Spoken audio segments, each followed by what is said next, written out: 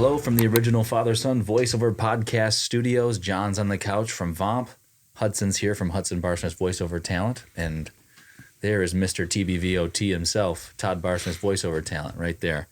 Right now we're going to do our numbers. So this is VOMP's numbers, Todd's numbers, and Hudson's numbers. So as always, lead us off, Johnny, and get us started. Sure thing. So we had 72 warm responses this week. Or sorry, 73. 73. It was a big difference. Yes. Yeah. Don't always know what the difference is as to why they're more than others, but this was a good week in the sense of warm responses.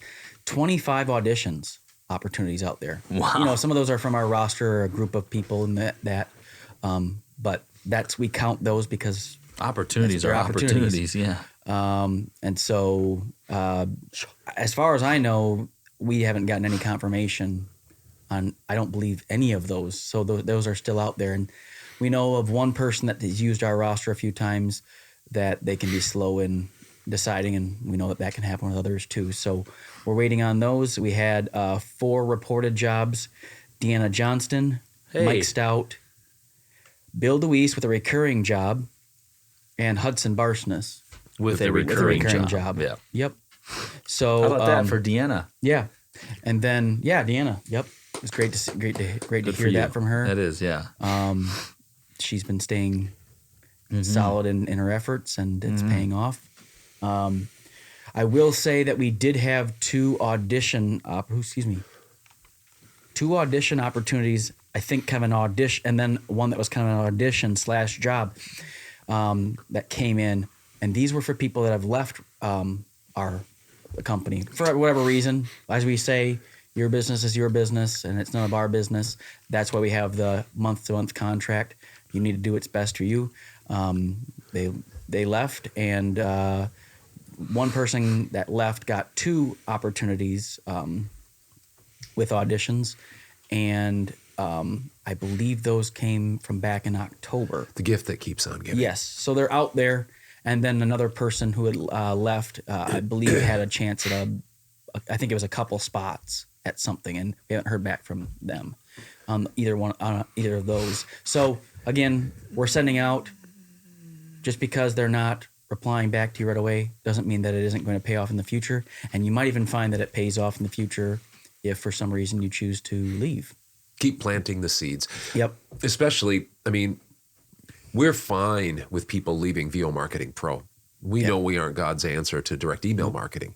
Actually, you are. You know, you folks should be doing your direct email marketing. And if you want us to help out, or if you're at that point like I was 5-6 years in, I did most of the marketing myself with help from you, but I just marketed. And then when I made $81,000 in 2015, I said, you know what? I think I need to get somebody to help me here so that I can be behind the microphone. That's kind of, we're not against people who want to, come and be a part of VO Marketing Pro. You might have a kind of an anomaly type situation, but typically they're people that have done the marketing themselves or made money somehow, and they've got some money. They want to stay behind the microphone, and they want to outsource it.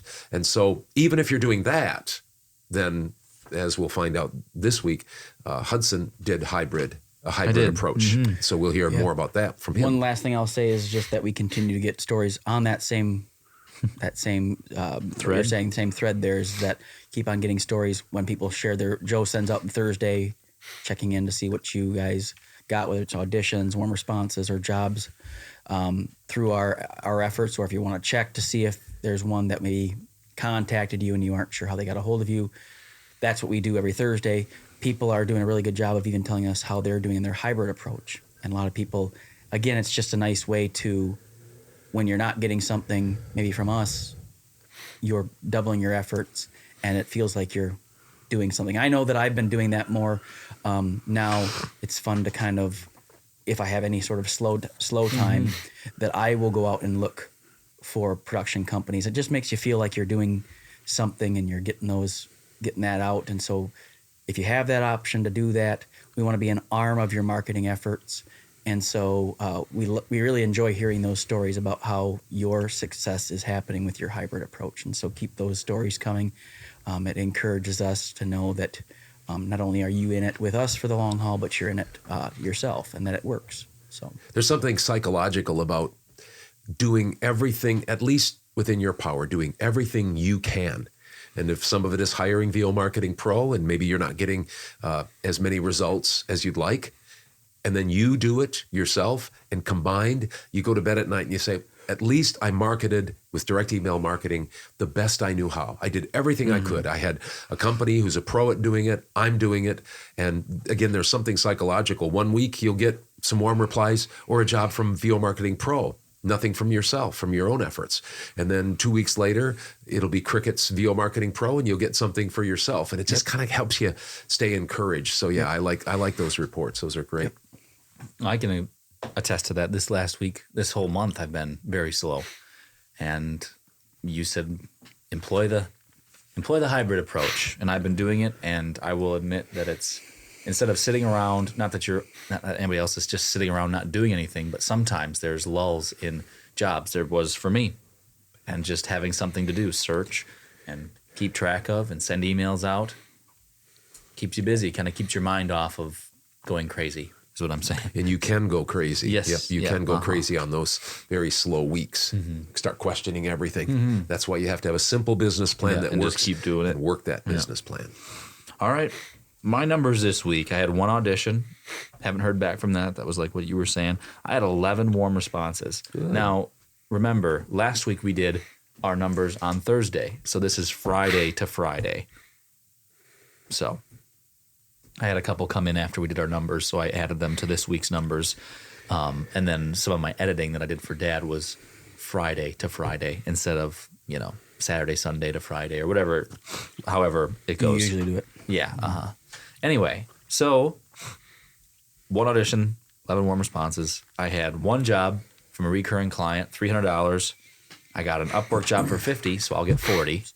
And then Fiverr, I got a $7 job, which I'll get $5.6, $5.60.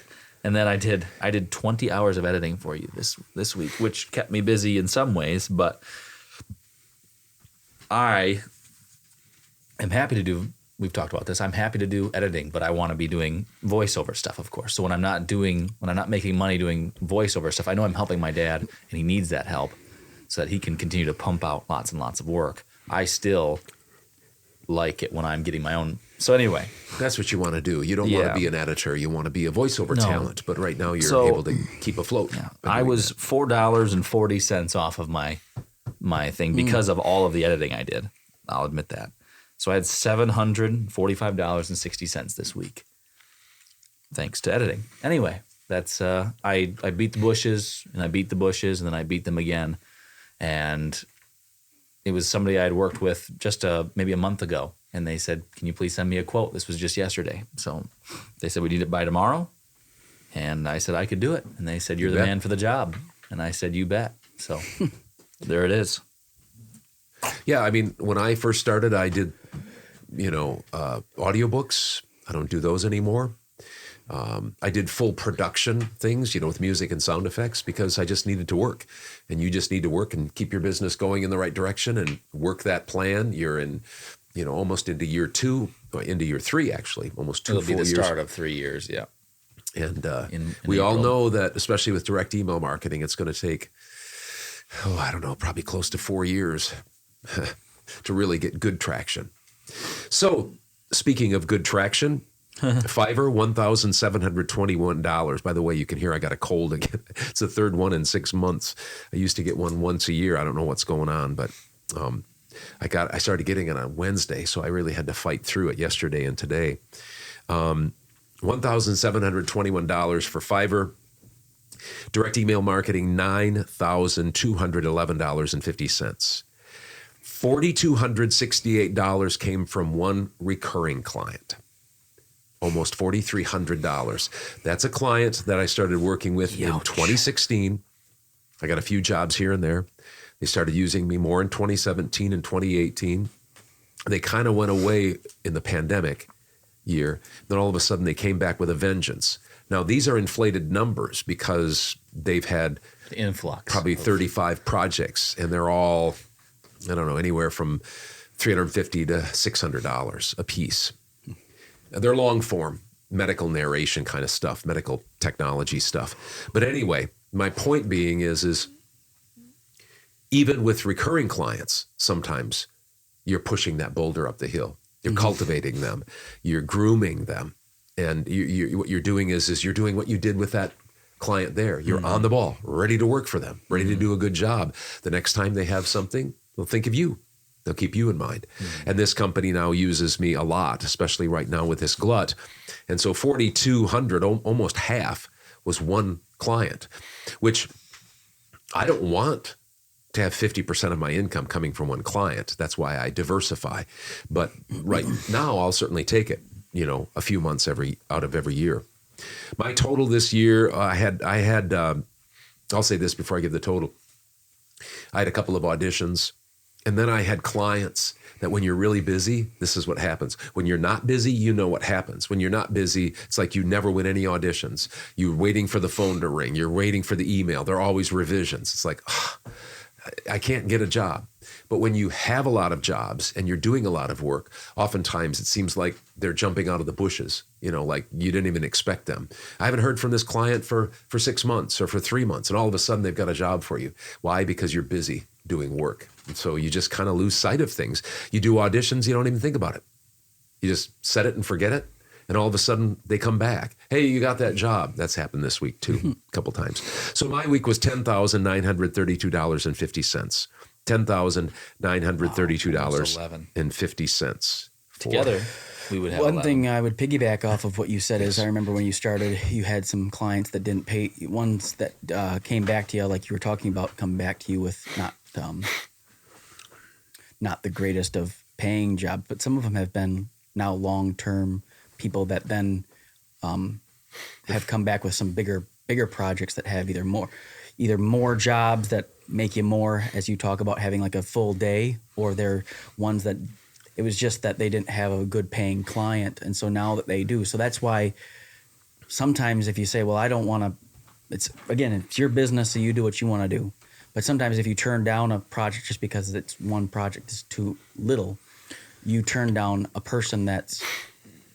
company that might not come back to you again. Yep. And so then you lose with a out price on, that's higher. there's, Maybe there's like you said, yeah. I just know that being in it with you, that you found that not you just take any job, but that you take a job flexible. that you being flexible because it might end up in a long-term project that they get into their video production company that they weren't expecting, and they don't, and so they're like, well, this guy works for anything and we like working for him, or he or she, and we're going to keep coming back to him with this. And so that's what you mean by that's. I mean, I've seen the cultivating of a recurring client. I know that there was one client that you kind of really, like you had talked about, is not wanting one reoccurring client, because one time you went with a client for about a year that paid you very well, and then all of a sudden they dried up and you had not done as much marketing, and you started to kind of get hurt by that. So that's why those are just stories that I remember, and seeing those things happen in real life. And I've had my share of losses doing business that way. I've had people say, hey, we'll have a lot of recurring work. Yeah. Can you just do this one for this little bit? Yeah. And either they come back and it's the same price and I have to say, no, I'm not going to do that, or they used me for one. And so that happens. So it's not all, roses and sunshine. On the other hand, when the highest amount of money I've ever made in my life before voiceover was $50,000 a year, and you make 11 in 1 week, that's a little bit hard to say, I think I'm doing something, that I don't want to do, or I feel taken advantage. I don't feel taken advantage of. I just don't. Hard to feel taken advantage. Yeah. John's got something for us, it looks like. Yeah. So speaking of people in VOMP and them doing their own direct email marketing, we had Ben Hauck, who has been with us for now 3 months in VO Marketing Pro. We really like working with him. Like having you, Ben. Yep. And he is doing his own direct email marketing, and he is doing it the way that he's been taught in the videos. Through our videos, we have DIY videos. And through what he's learning, he and his wife watch the podcast, but they also watch. They're not learning a whole lot. No, they're not learning a whole lot in that. Getting dumber on that. They're getting dumber on that but side of things. Yep. But the numbers part, they like, or at least he likes to watch. And he just had a question that he sent in earlier this week. Nice. a couple questions actually, and it's regarding, like I said, his own efforts. So he puts his warm leads and his cold leads separately so that he can stay in front of those warm leads, as we suggest, 3 months. But as you said, you'll go into detail maybe about a couple of thoughts you have about warm leads and how much you stay in front of them, as we talked about yesterday. When just you and I were talking about this question. Got hot leads. So if you have somebody that's like, yeah, I got a project coming up or something like that, you keep that more as a hot, so you can stay in front of he or she or the company in general, and maybe check in with them a little bit more than 3 months. Yeah. And then cold leads. And his first question is about the cold leads. He says, what do we recommend about emailing cold leads? Would you recommend emailing them at 3 months after the first email, or something else? So his point is you send an email, you find this company, you send it to them, you don't get anything back. We consider that a cold email because they didn't get back. But do you treat that the same as your warm leads, or do you and send it 3 months, or do you do something else? And then on that same, I'll just ask both of them because they're kind of in conjunction. Would you recommend, with regards to the cold leads, when you send them out, would you recommend sending the basic email, so the generic, or the more basic one that you send out, like introducing yourself? The first one. Contact, yeah. Or a different one? So two parts to the cold leads. When do you send them out? How often do you send out to those people? And then how often, or what do you do? What kind of email do you send out the second time around? And if you want to, I know that you had said a little bit about the warm leads yesterday and how often, like when you started off with the warm leads. Yeah. So I'll let you take it. Well, help me, because my head is kind of clogged with sickness. What's your definition of a cold lead? Because would somebody not getting a hold of you at all, not even responding to that,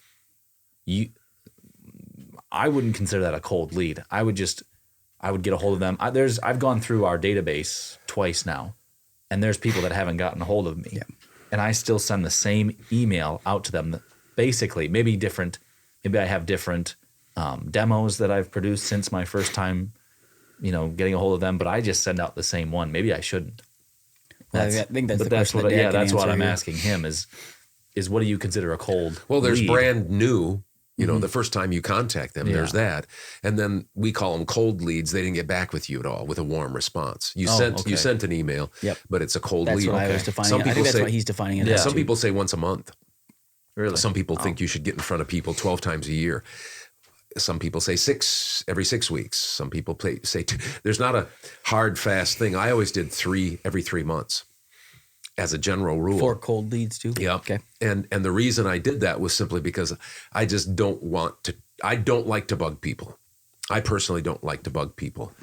Now, this might sound counterintuitive when you're trying to be aggressive and get jobs, but I don't want to turn them off. So I figure every 3 months, because a lot of times they won't even remember you. So you just need to stay back in front of them. We do every 3 months.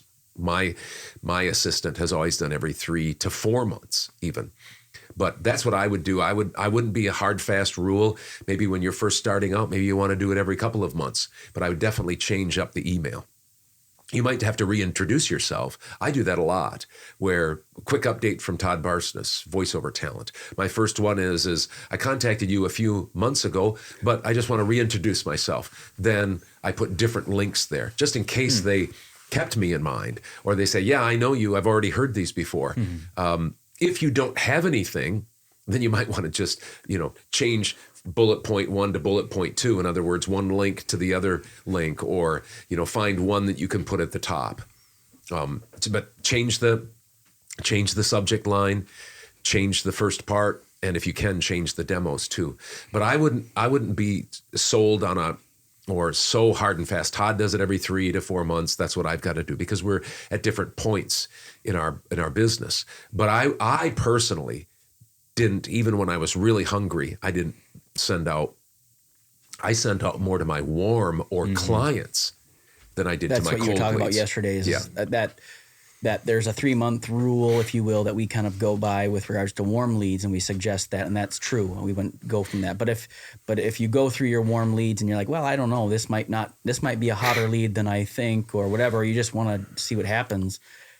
Yeah, if somebody said to you in the middle of February, I'm going to be having some projects coming up in March. I'd get right on that in the first week of March and just say, hey, here's Todd again. You had said that you had some projects. Just wanted to know if, what's going on, if you need me to do a test read, a sample, if anything's come down the pike. Sometimes they forget. Or some other new shiny thing comes and then you're out. And I think you, just not to get off I think you had one where somebody said, oh, you'd be perfect. You would have been perfect for the job a week ago. That happens too. That's happened to me many times. And like you said, of course, the week that I'm really not busy, it just happened that when I sent out at that point in the database was a week after he had used somebody for a job that he said I'd be perfect for. Yeah. Too bad. I wish I had a time machine. Anyway. So we make cold calls on behalf of the roster. And so, sometimes you get a little bit of inside baseball with those people as to what, we get individual inquiries all the time. We just put them in different folders, and some of them put them based on your voice style. And so they are keeping you in mind, even if they aren't responding. But they get these all the time. So to the point of reintroducing yourself, don't be offended or bothered even if they've said to you, if there's a hot lead and they say, hey, get in contact with me, or, you'd be great for this project. And then the next time you get a hold of them, it's like, you'd be, thanks for getting a hold of me, or can you send me your demos? Because they're busy and they do forget. That's the point of, if you think if it's going to be a really warm response, a hot client or a hot lead, then stay in front of them a little bit more, because they just forget. And they have a lot of people emailing them, and it's not just VO Marketing Pro. We get inquiries from people all the time saying that they do some sort of direct email marketing. And so there's other people that definitely lots of people that don't know about us that do direct email marketing. So they're getting lots every day, every week, especially the bigger ones. So plan on people forgetting you. Yep. And then if they say, no, I haven't forgotten you, I've got you in a folder. There okay, you go. Good. Yep. Just wanted to know. That might be a colder, warm lead. Yep. Excuse me. That you might want to just put it off to a 4-month. Yeah. But if somebody's talking about a job, or they say we use, don't hesitate to get back in front of me, or something that, hey, I really like your voice, I'll keep you in mind. I would get on that more often. Every week, no. Every month, probably not, depending on what the verbiage was. Mm-hmm. But I told you that when I first started, I had like 3 or 4 clients that had me doing corporate stuff. And after doing audiobooks, that was like huge money, $250 for a 4-minute video. And I remember calling this guy from Ohio, probably every month, and saying, hey, Paul, do you have anything Nope, don't have anything, but I'll keep you in mind. And then, a month later, send him an email. Yeah, I got something for you. Nice. So I don't know if he had something for me, but I was persistent. Mm-hmm. Just be sensitive, read the room, the conversation, feel the temperature. That's part of the game, if you will. You've got to be able to feel, is this person getting a little agitated, or are they like, no, hey, I'm fine with this? Then, go for it. Take advantage of that relationship. Exactly. Not getting too cute, but with things, maybe, they don't necessarily want to hear a ton of things about your personal life or things like that, but not suggesting that you would, but just being if you're not sensitive. If you're not that busy, market. And a part of marketing is this big part, obviously, is staying in front of warm, hot leads, if you will, especially the hot leads, but also the cold, leads, digging for new ones, hybrid approach, but also staying in front of them regularly. So, because it just takes a lot of contacts. Well, and as Hudson said, that it's tough in his mind to define what cold leads are, because there's times where you'll get something 5 months after you've sent out to that person, and they weren't necessarily cold. They just they were keeping you in mind or whatever. And so there are people out there that are keeping you in mind. So treat it more as a like Dad said about trying to get in front of those cold leads, as Ben calls them, and as we would call them too. I mean, we call them that too. It's not like there's any sort of, but there's just a definition as to what that means exactly and how we look at those. And how much we stay in front of those. So If somebody says, I'll keep you in mind, don't believe them. Not because they're lying or not because they're not good people. It's just because they have busy lives. The minute they get off the phone or read an email, they've got things to just think about your life. I mean, you got kids that are sick and you got kids to take to school and go to soccer practice, and you've got parents that are aging. You got all these different things, bills to pay, your own business to run, spouse or partner. And so taxes. again, it's not that they're trying to forget you. No. And if you don't overdo it, some of them will say, and I've had them say, don't worry, Todd, we've got you in mind. We really like your voice. Leave them alone then and trust them. But for other people, just say, well, I know you say that, but I understand you're busy. And so I'm going to keep you in mind. Yep, exactly. That's the thing. It's great.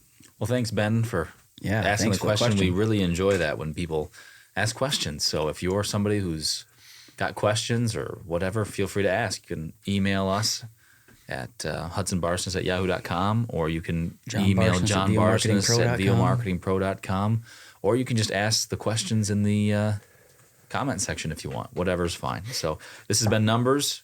This will be in its own voiceover-related playlist. And coming up this next Wednesday is our 50th episode of the original Father-Son Voiceover podcast. So if you want to check out something that's a little bit more lighthearted, fun, we think is fun, I guess, check it out and see what you think for yourself. So we will sign off here, and we will see you later. Hey, did you like that video? Here's some more over here. Maybe you want to subscribe over here. I don't know. It's up to you.